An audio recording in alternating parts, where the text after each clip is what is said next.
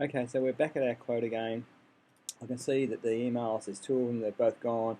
I've got the information. I can view those emails either here from the total list of all emails or from directly from the request for price and have a look at the emails there. If I want to test, let's change hats and say, oh, okay, the supplier has got this email. What does that look like from their perspective? I can actually cheat and see that by saying right click on the button, open it in a new tab. I'll see what's going to happen, and this is what they're going to get. They're going to get this. It's exactly this. It's a landing page. Tells them it's a new RFP, where it's a request for price.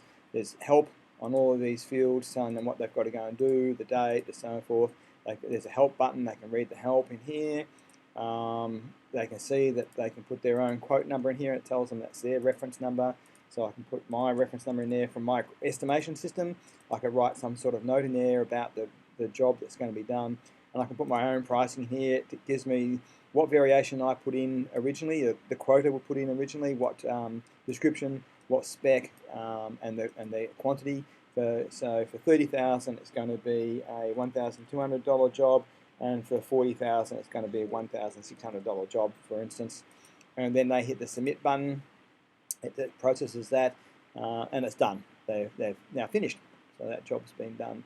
The other supplier would respond in a similar way. So I can actually test how theirs would look as well. They might actually decline. If they click the decline button in their email, I can fake that or can dodge that up. It says RFP, request for price feedback, please enter your thing. So we're asking them, look, tell us why you've declined to quote for this thing, and they can put their reason here and decline it.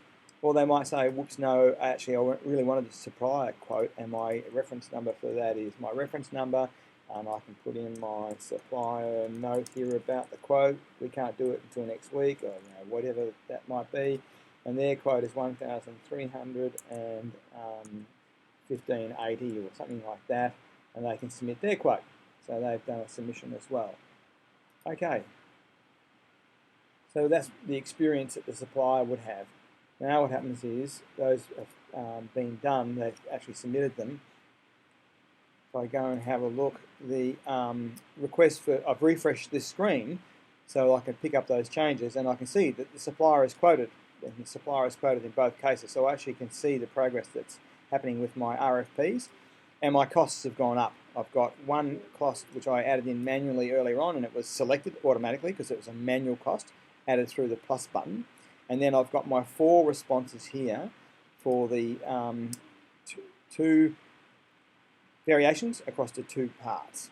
And it's giving me my price for each one, 1,200 and 1,300 for that one, and 15 and 1,600, and I've got 100% markup on those, and I can now edit those. So that's how I can get RFPs, and the RFPs are combined with the manual quotes to go and build up my costs for this complex quote.